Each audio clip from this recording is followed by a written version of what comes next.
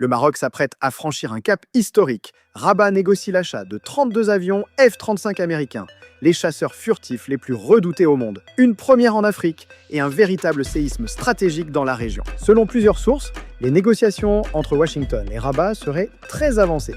Si elles aboutissent, le Maroc deviendra le premier pays africain à opérer cet appareil de 5e génération, réservé jusqu'ici aux alliés les plus proches des États-Unis. Mais qu'est-ce qui rend le F-35 aussi redoutable? Furtivité extrême, capacité à frapper sans être détecté et fusion des données en temps réel. Ce n'est pas juste un avion, c'est un ordinateur volant conçu pour dominer n'importe quel champ de bataille. Ce tournant stratégique n'est pas anodin.